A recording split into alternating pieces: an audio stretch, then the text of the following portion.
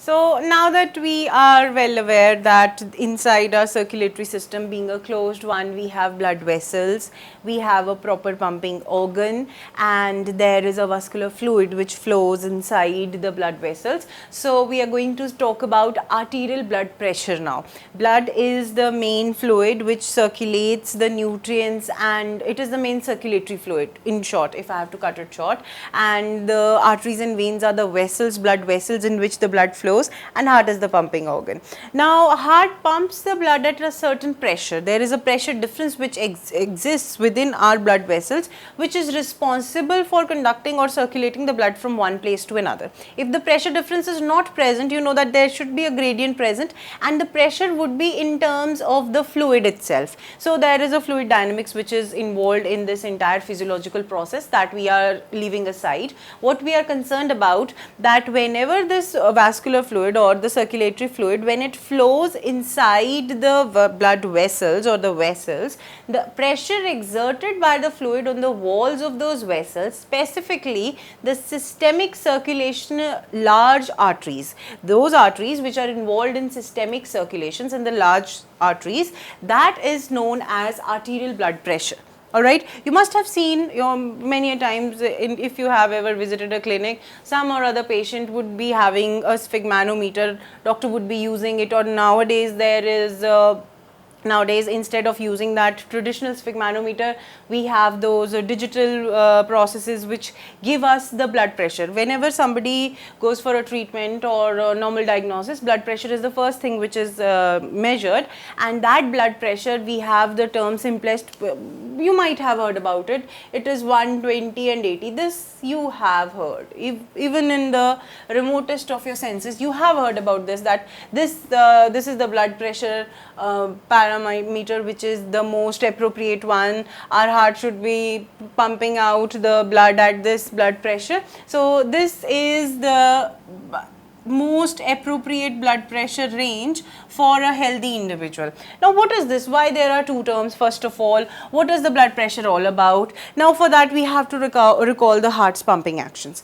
We know that the ventricles, they are basically responsible for pumping the blood into the blood vessels, and the working of heart, cardiac cycle itself is divided into two parts. First one being systole, in which the heart contracts, and the other one being diastole, in which the heart is during the stage of relaxation. Now by relaxation I mean that some muscle somewhere or other inside the heart would be in a stage of relaxation, and when it is diastole, that refers to the complete relaxation of the heart muscles.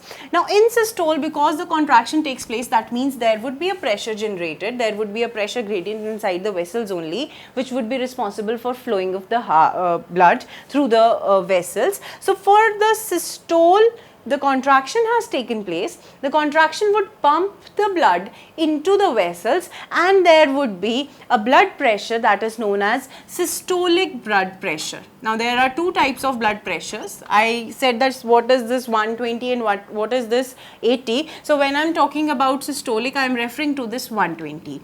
Now again, it is a little bit confusing. You need to understand that the systolic blood pressure is that pressure which would be exerted by the fluid on the walls of the vessels, that pressure which is maximum during a heartbeat. Now if I analyze this, this is basically a heartbeat which is I am studying. This is known as the cardiac cycles parts, systole, diastole and joint diastole. That is how we study it. This is a heartbeat basically. So in the heartbeat, when we are talking about the systolic pressure, that would be the maximum pressure that one would see inside the blood vessels during single heartbeat. Okay, maximum pressure we are talking about. And when we are talking about this 80 thing, this is the diastolic pressure.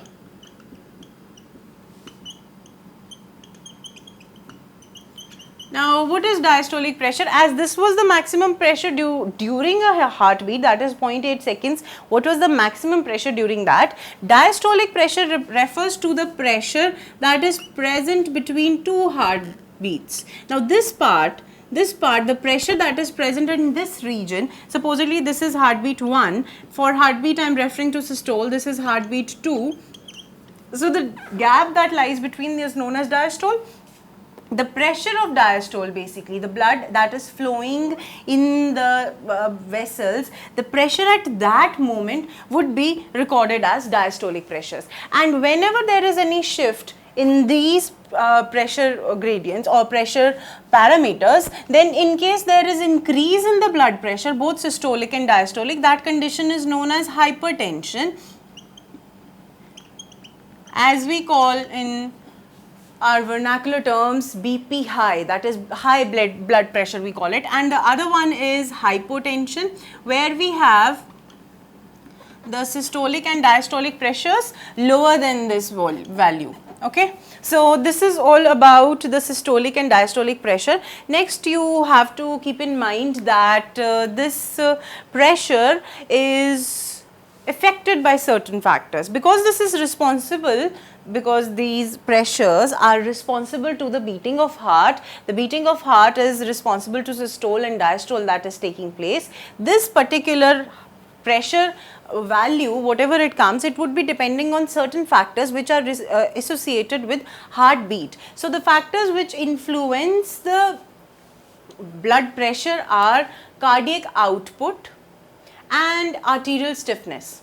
Supposedly the cardiac output happens to be high, so the blood pressure would be higher. There would be a condition when this systolic pressure would be higher as compared to the normal conditions. And in case there is arterial stiffness, because of the stiffness there won't be enough flow of the enough contraction relaxation of the arterial walls, and due to which the pressure would be higher. So we have two conditions. In case there is arterial stiffness, then also there would be higher blood pressure. In case there is a higher cardiac output, the blood pressure would be higher. And what happens is, prolonged hypertension is quite a dangerous disease. Why it is a dangerous disease? Because the ultimate pressure that lies, it comes over as a burden to heart, and the heart muscles, they can result in myocardial infarction. There would be a lot of pain in heart. It could lead to heart attack as well. There is kidney disease that comes into the scenario because of this hypertension that occurs in the arterial blood pressure. So this is all about the types of blood pressures. The organ which the instrument which is used to measure the blood pressure, that is arterial blood pressure, is known as sphygmanometer. You might have heard this term in your childhood. In case you have not remembered it, remember it now, that it is used for measuring the systolic and diastolic pressure.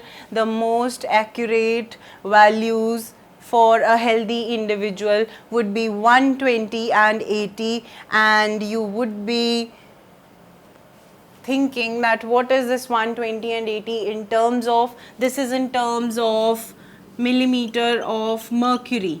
So whenever we represent the blood pressure, that would be represented whatever the value would be. Supposedly it is 130 by 70, so it would be 130 millimeter of mercury by 70 millimeter of mercury. One more thing you have to remember is that the fetal blood pressure is almost the fetal blood pressure, that is when the fetus is inside mother's womb, that at that time the blood pressure is almost the half of the most appropriate values which a healthy normal grown adult has. So this was all about the blood pressures. They have an important role in many of the disorders of circulatory system, and this blood pressure is only the driving force behind the circulation of the blood, apart from the force that is generated by the muscular tissue.